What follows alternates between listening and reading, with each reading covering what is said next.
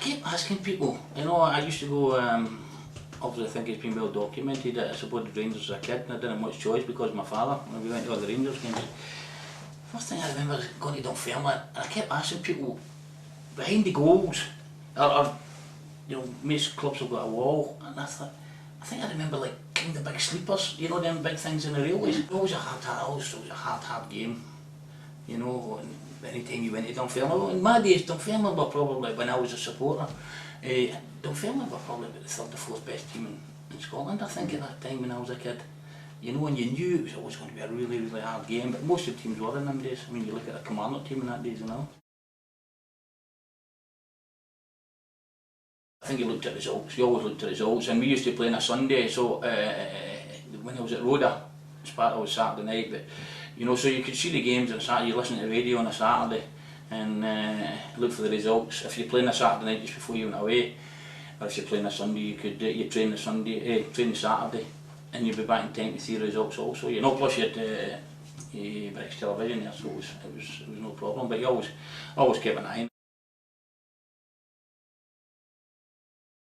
No, well, I mean, I wasn't much good at anything else, you know, and nobody says I'm that good. Some of the people wouldn't say I'm as good as a manager either, but no, you just love the game, and Big Davy's the same, you know. I mean, the last 4 years have been an absolute nightmare for me, you know. Okay, you're involved a little bit, but you know, it's no, you're only helping people out to stay in a league, to be honest, you know, and not being big-headed, we weren't really used to that. It was always, it went quite well, but when your career's finished, you know, that's the next step. It's been my whole life, luckily enough. I've had some great times. I've been all over the world 2 or 3 times. It's not cost me a penny, it's cost other people, you know, and the last, as I say, 2 or 3 years have been very difficult for me personally, but you know, I played about 400 games, and I think I managed about 400 or 500. You know, so it's your whole life, and it will be till you, you know, till somebody says at the moment you start doubting yourself because nothing's coming, but you know, you just hope for the next job really. But it's been wonderful. Well, I mean, I went there on loan to Sparta Rotterdam, and I was amazed at the way they trained, the way they played the game, and it suited me down to the ground. You know, you go on the ball as a central midfield player, you go on the ball and they want to pass it and they want to play. It's no like just launching it forward. There's nothing against that, but I mean, me personally, I would like to think that my teams, if you've got to do it, you play long, but the teams that I had and the players that I bought were all players that could play, and they had vision. You know, you look at your Nicholsons, you look at your Crawfords, you look at your Brewsters, you know, they had all certain qualities, and that's the way you wanted your team to play, and I think we were quite successful with that. Well, if you, I'm trying to remember how it was. It was a strange one and such. No, I came over with a free weekend. I think we played PSV Eindhoven.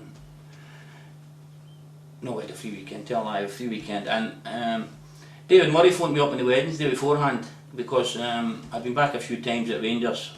I knew a lot of players there, you know, the Dutch lads, and I knew Graham Souness. Obviously, I'd done my badges at Rangers. I'd done badges in Holland, but I had to go to a European club, and I went to Rangers with 3 of the Dutch lads. So it was quite thingy there, and a lot of people thought when Dick went in, the advocate went in, I was going to be his assistant because I know a lot of Scottish journalists, and it might have made it a little bit easier for him. Didn't happen. 6 months later, I've got Sir David on the line. Are you ready to come back? And it was always a dream for me to be manager of Rangers. And then he came through, and they said, well, one of my best friends, Gavin Master, and he owns Dunfermline. Oh, oh well. He says, would you like to be manager there? And I said, well, I need to think about it. I've got a great job in Holland, but I need to think about it. But I was away for a long time. I left Glasgow when I was 16 to go to Birmingham, and now it was, it would have been then, what was it, 2000, 35, 36, and you know, your parents are getting older, and it was interesting because he kind of put it on like, you know, he left it, Sir David left it a wee bit. Yeah, well, you know, if you do well, then you'll be manager of Rangers sometime. You know, so I took the bait like that, to be honest. So I went to see Dunfermline play. Jimmy was in charge, and I went incognito with Brian Gallagher. And I wouldn't sit beside him. I said, I don't want anybody to know anything, and nobody knew him at that moment in time. And they were brilliant. They played against Falkirk. I don't need to tell you what like Falkirk and Dunfermline game is, you know. And they won 4-1. They were absolutely brilliant. Dunfermline were absolutely brilliant. And I had to meet John and me, Paul DeMello, at Edinburgh Airport in the Hilton, and I says, you don't need a manager. I was listening to the radio going back. I said, you don't need me. Jimmy Nicholl's done brilliant. He knows what the players, you know, your GIERs, the Crawfords, and all them boys. Scott Thompson. I says, that was a fun. I can't understand that you need a new thing, mate. I said, and it's going to cost you money. They're going to pay, you know, I think I had to pay 200,000 for you or something, and I had a good job. I said, Jimmy, sure you want to do this now? And that was probably the thing, outside the Ranger thing.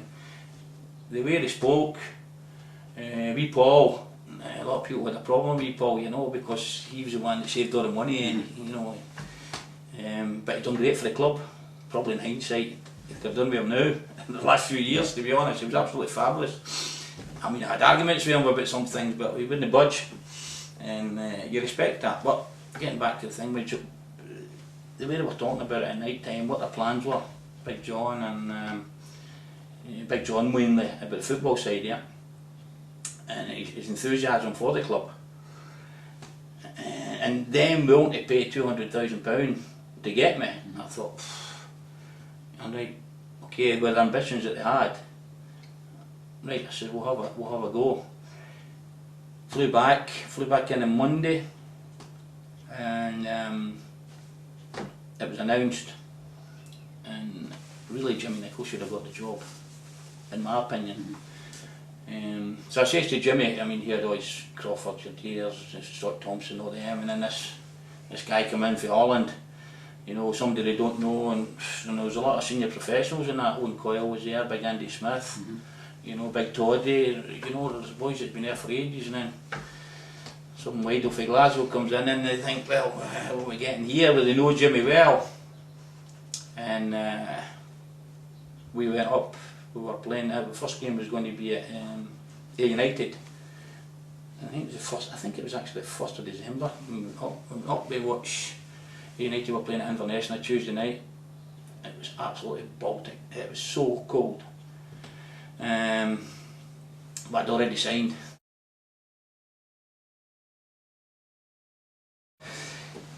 In my eyes, Jimmy should have been manager. I told the players on the Monday. I said, listen, I know a lot of you are not very well acquainted with Jimmy. He says, but Jimmy wants me in. Hopefully Jimmy's going to stay. I had to talk to Jimmy. I says, listen, we'll have a look for 3 months. If you don't like me or I don't like you, then it's good night. We went up. Jimmy drove. We trained on the Monday, trained on the Tuesday. Jimmy and I went up to Inverness. It was horrendous. It was horrendous. The snow. Jimmy, I was on the television and the radio in Dutch the whole way up, about 3.5 hours. We walked in, and Jimmy just says, because he's a very funny guy, he just says, brilliant. What's the matter with this guy? A lot of people in the studio, just a crash course in Dutch, he says.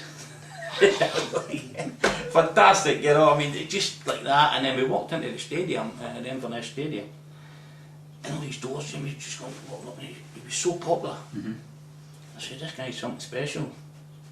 And we come back down the road, same again, Dutch on the television, the radio, television, people were phoning me all the way. And I hardly spoke 2 words, but the impression he gave me by that, it says, I think I'm quite a good judge of character. I said to him the Tuesday morning, I said, Jimmy, listen, I don't need to wait 3 months. I've seen enough. Told the boys, I said, if you want, let me sort your contract out. Make sure you get a decent contract. Same time as mine, first of all, it was 2 years. And I've always, since then, I do his contract all the time. Well, but I've always done his contract, as I've done with Sandy or whoever else was there at the time. But it was brilliant, and it was some wonderful times together. So it was a good decision. Yeah, but a lot of them knew him, they knew the way he worked, and he's got an awful lot of respect in the game, you know. Did you ever come up against him? Yeah, a few times. Yeah, but he was at right back, and sometimes I played right back in midfield, like, you know, so I was always on the right side, and he was, so I think we didn't have any arguments or anything like that. It was more with my carries and all the rest of them that I had problems with. That day, Chris McGroarty was absolutely fantastic. And the 17-year-old, I thought, well, that's a start. You could see it with Nipper, you could see it with Crawford, you could see it with all good football players. You know, really good football players. But then, you go into it, I love pace in my team.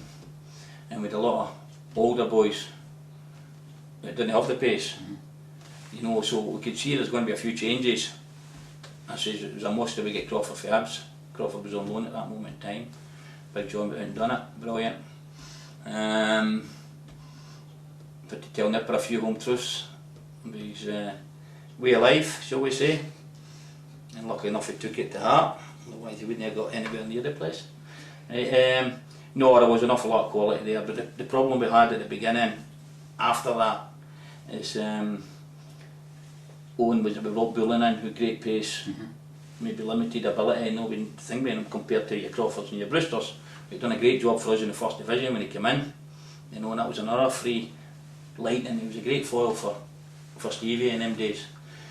Owen's got a problem then, you know, we Eddie May, Jimmy Dolan, God rest him, you know, good solid professionals, but the way I wanted to play was a problem for them, you know, because we got Nicholson in, you know, and we wanted pace plus brains, like, you know.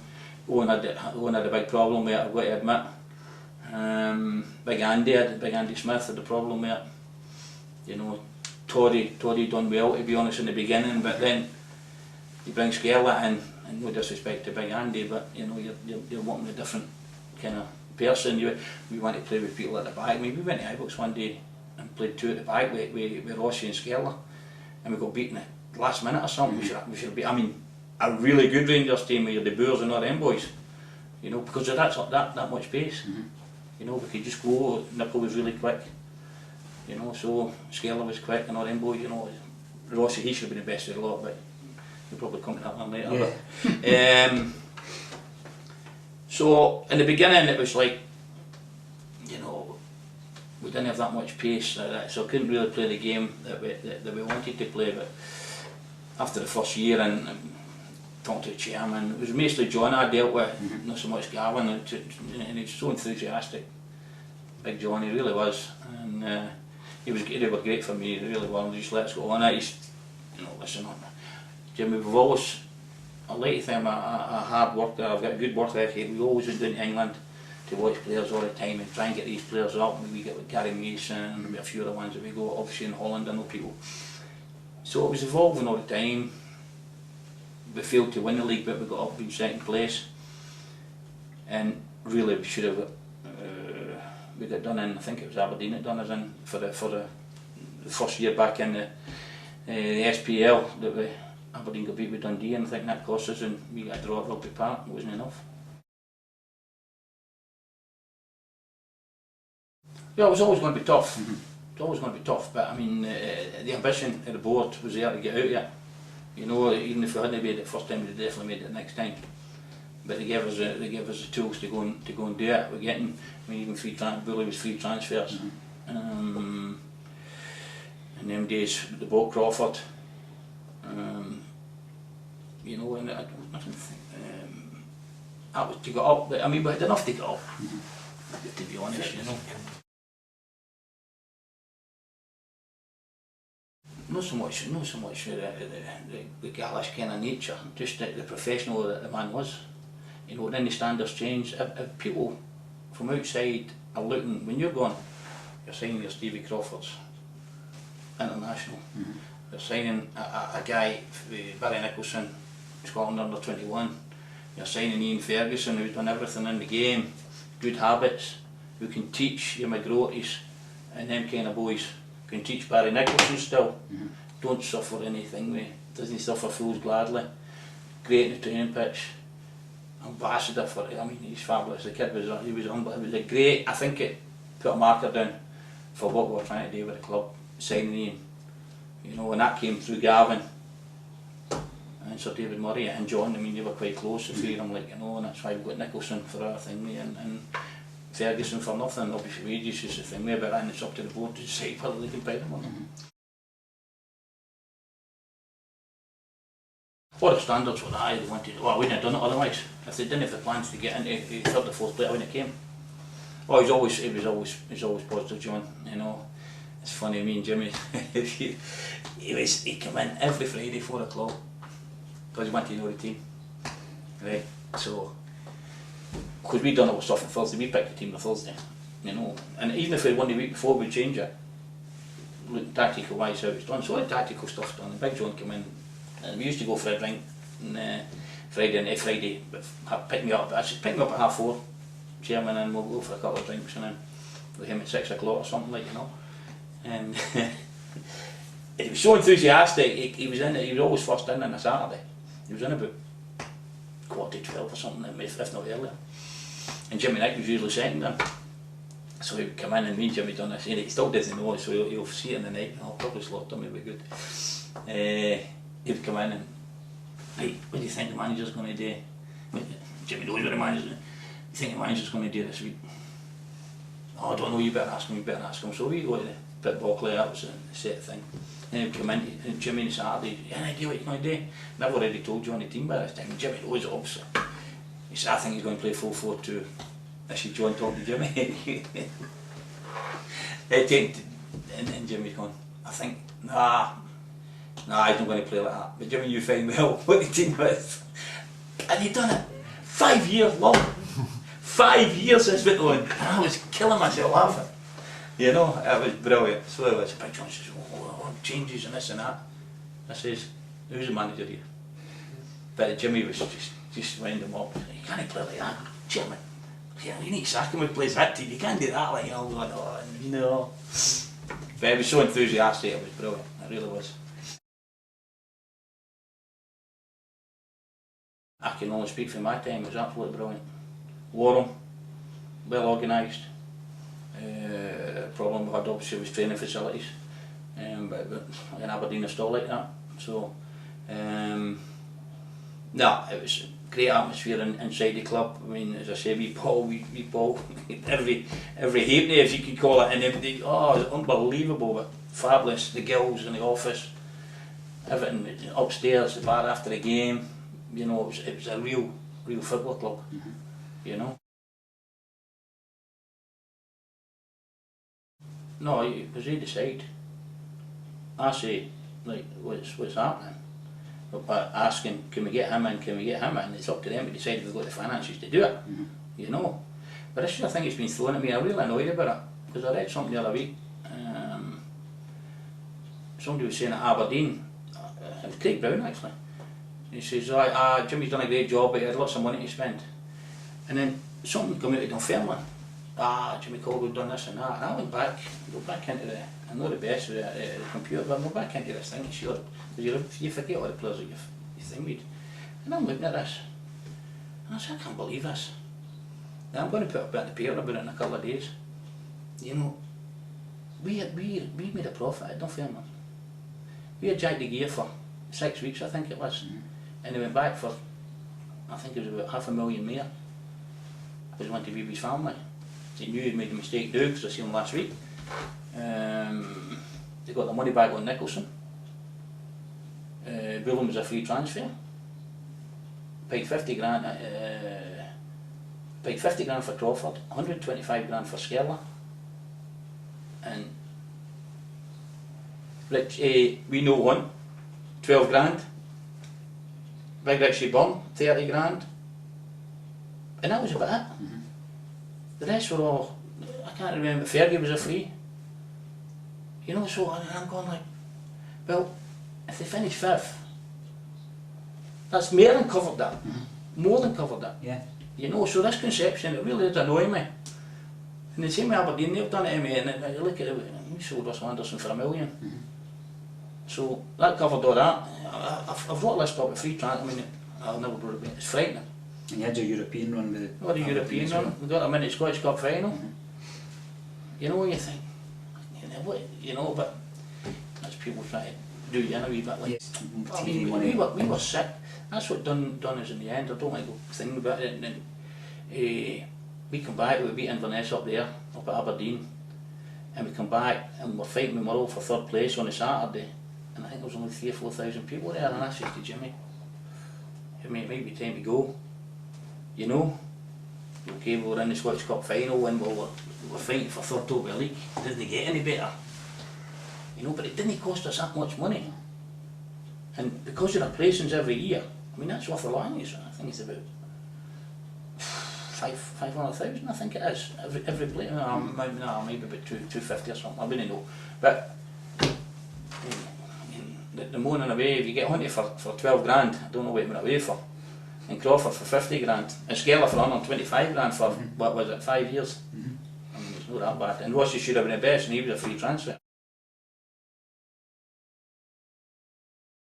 He could have been, I would think he could have been my best signing ever.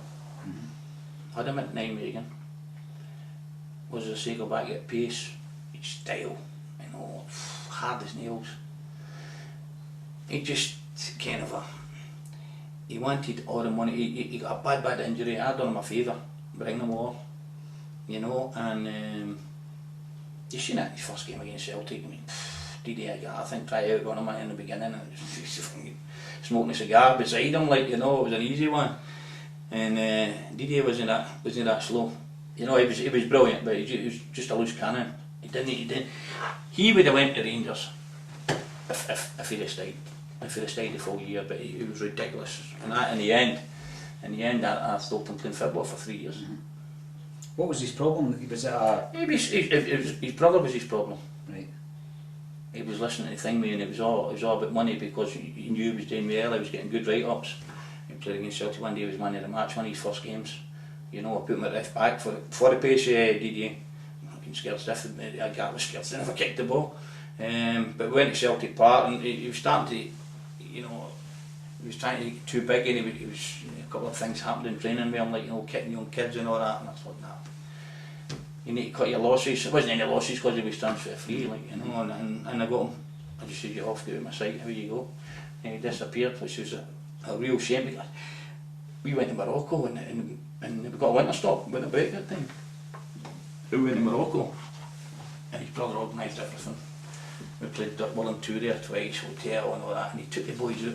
Honestly, he was like a king, because he played about 100 odd games for Morocco, and they weren't a bad team, and he was like a king. So he took us into his disco, and he was absolutely brilliant. Never cost us a penny.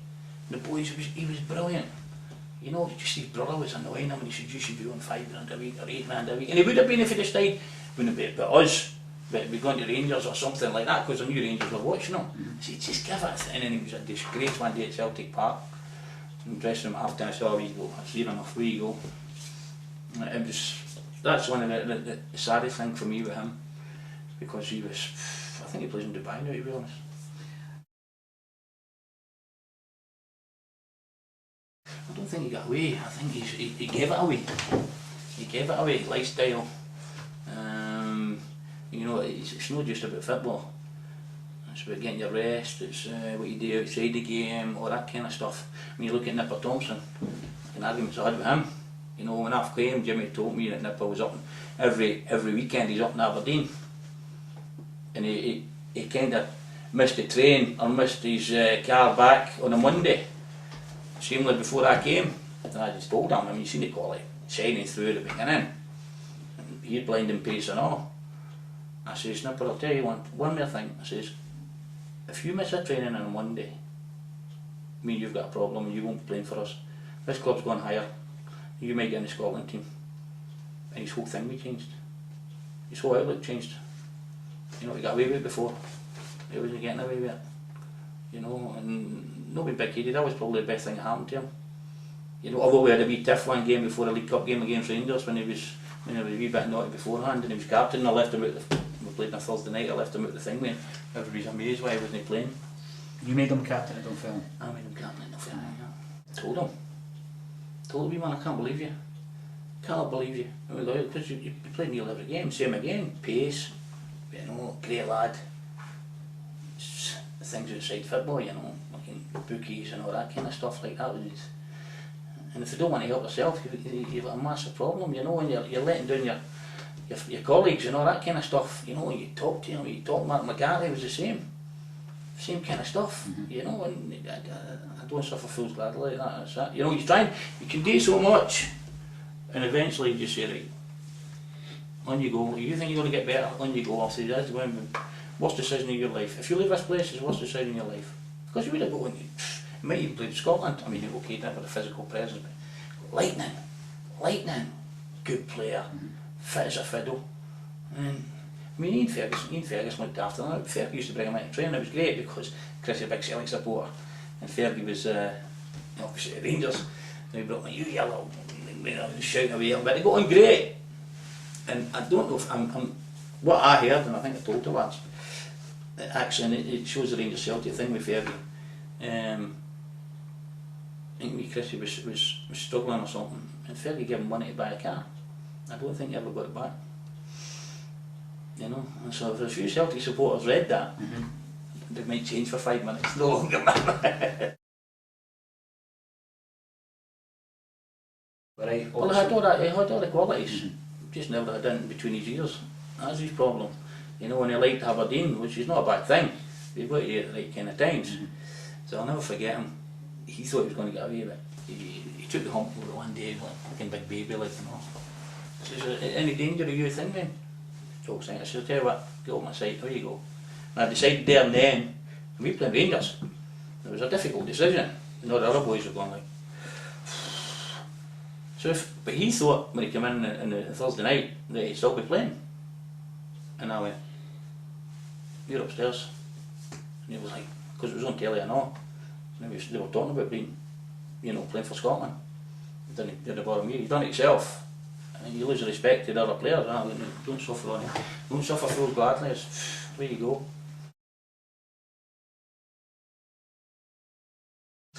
Well, I played for PSV, and I played with Ernie Branch at Rona, and Ernie was assistant manager, I think, at that moment in time by PSV. And I was watching a game, they were playing against the reserves, and I said, this kid, he's lightning, man, so quick. I spoke to Big Ernie, I said, oh, this is a great lad, just willing to learn all the time, and he was a good player. He was a good player, and he was the ideal foil for Nipper, to be honest. You know, it should have been him and Rossi, to be honest. And Nipper would have probably been in midfield or right or left back. That would have made us even better. But Big Andrew, great professional, never a problem. Learn the language quickly, you know, and a great lad to have about his place, you know. Definitely.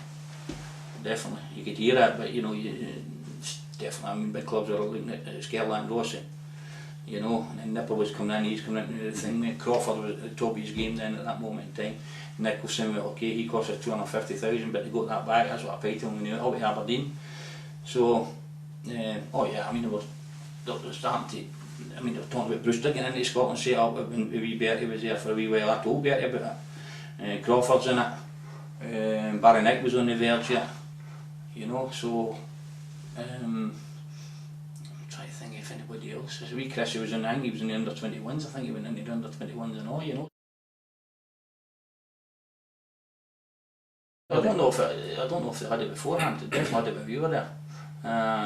Fabulous, the board came in. Oh, it was brilliant, absolutely fantastic. You know, the first year I think it was about 30 is there, you know, and just let them go. When you go, they've done the hard work. Oh, it's massive. It's massive. But it's all about it's discipline within ourselves. I mean, you don't need anything. Don't get me wrong. They've done first every year. They never really failed me, to be honest. You know, every year they got better. And they knew. It doesn't bother me as long as you don't get into any trouble or anything like that. Good on you. Enjoy it. I know we'd enjoy it. And that would see me again. Maybe that's what maybe I annoyed them a wee bit with this rule. You've got to be up at 7 o'clock. Otherwise, you're going to see them all week, and you don't know what they're doing. We're meeting up at 7 o'clock, 7 o'clock to half 7, and then we're eating together at half 7. You know, we'll have a couple of drinks just to make sure everybody's alright, and then you hear all the stories and all that was happened, but then you just go to put that to the side. But that's the only thing that's every day. And if one didn't come, then they would get fined if they were sleeping at the wrong time or something. Yeah, but I'll give the boys back the money. They would, you know, it's just, you never know what's happening, you know, you've got to have a wee bit of thing there. You know, and a wee bit of, no discipline, they've got to enjoy themselves, but you've got to make sure they're alright. Brilliant. I was with him last week, 2 weeks ago, and biggest regret of his career. But we gained, I think we gained an extra 300,000 in 6 weeks or something for him. He would have been an absolute legend here, legend. And how because of the way he was outside the game and all, right, you know, and then Jack's always been really big with supporters. He's the kind of man that you would supporters look to, because he's a great tackler, for an attacking player, he's a great tackler. You know, he's a beast to play against. You know, he didn't have a pace, but brave, and great running about the place. You know, great with the boys love him, they still keep contact with him. He loved it and all. He admitted it was the worst thing he ever done.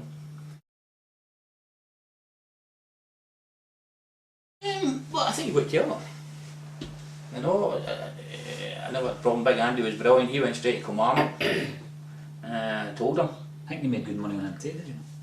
Oh, we might have done, I forgot about him. I forgot about him, that's another one.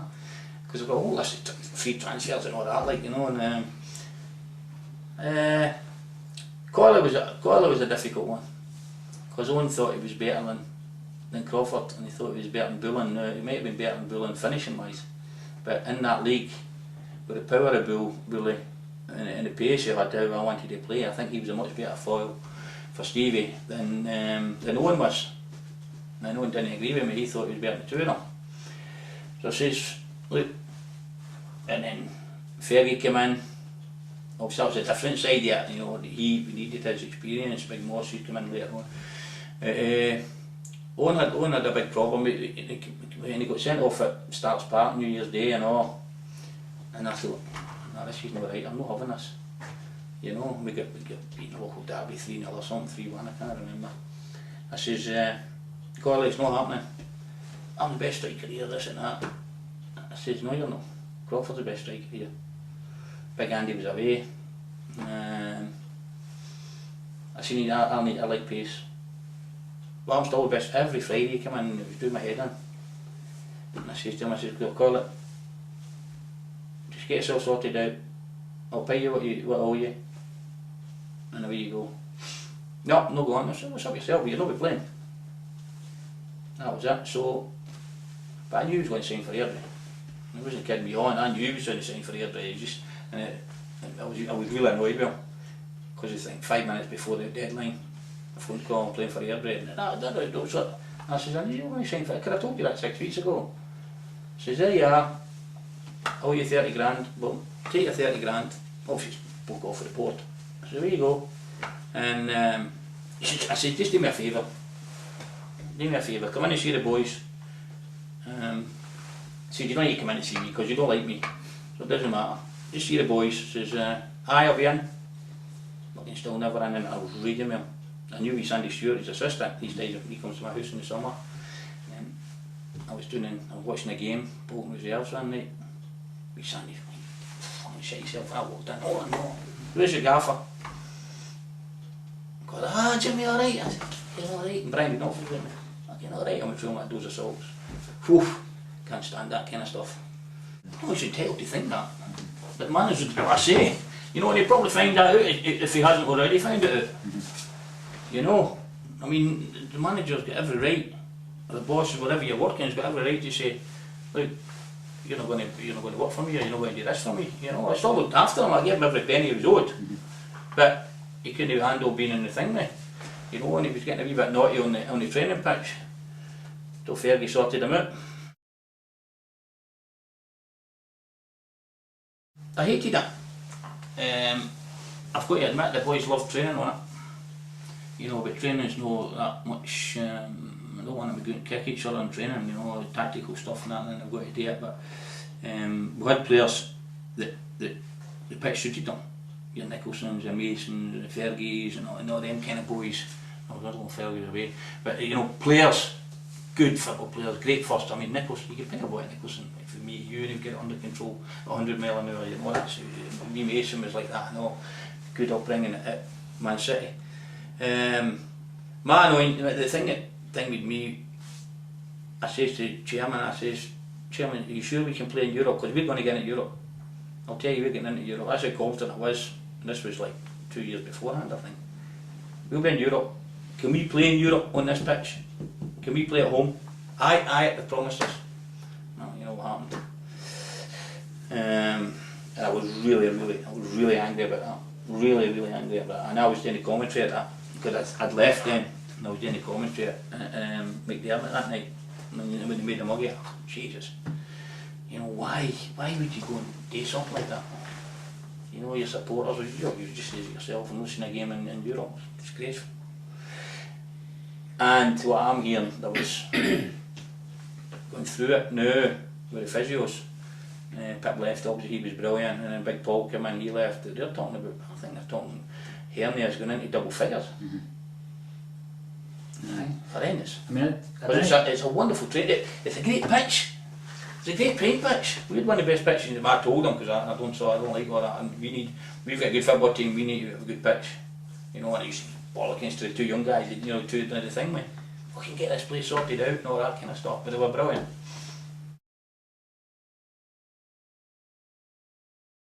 But it took you another level.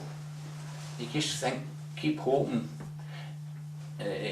that you can keep improving all the time, and I think that's what we've done, and that's what we've done at Aberdeen. You know, the quality of players. So you've got to be clever and just say like, okay, that's your time. We're trying to get higher again.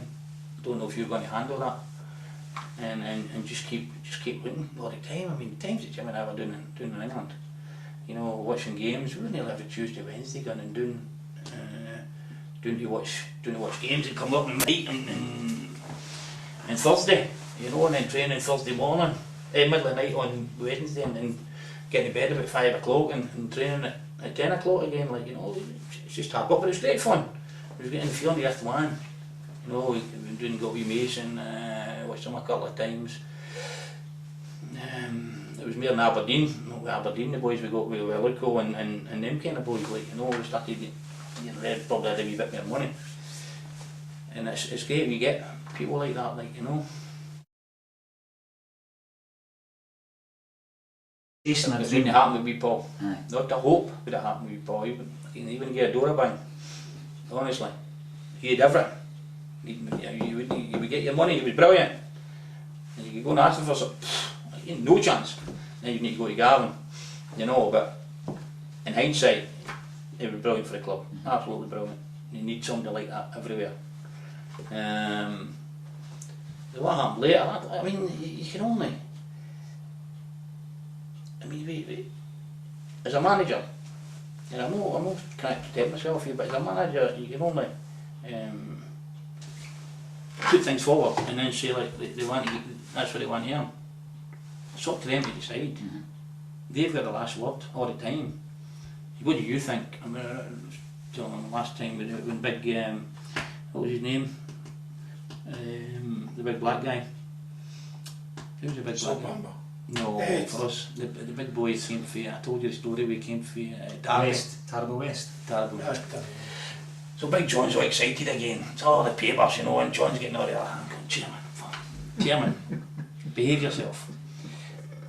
I says, who's his agent? He says, Ken Anderson. I says, Chairman, don't go there. But he's only getting X amount of pounds a week. I said, Chairman, as that's at the moment, and then all the other things. I says, anyway, I'll phone Todd up, Colin Todd, and I'll phone Big Sam Allardyce. I'll phone Toddy up, and I played with Toddy. Toddy, I says, what likes this Terrible West?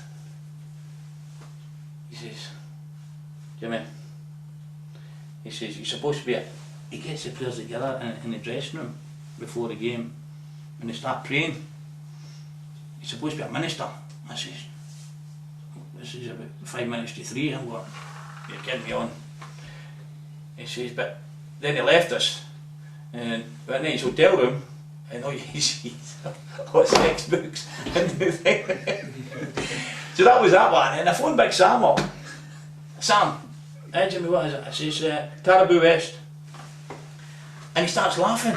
He starts laughing for about 2 minutes. I'm saying, I take it that's a no then, Sam. No, Jimmy, no. He says, but do you like ministers in your dressing room before a game? I say, what? He says he goes and prays with the boys before the game. I says, I know enough, Sam, thank you. Nothing against religion. And then Ken Anderson, it was supposed to be like, it was a wage I think in the beginning, it was something like 3,000 or something, then it went to 6,000, then it went to 9,000 a week. Chairman, I told you, and Hugh McKeevan's all right, we're all over the place every day, like, Chairman, fucking sort this, he's a circus. We don't need this. You've nothing against the kid, because he was really good and he came on, you could see he could play.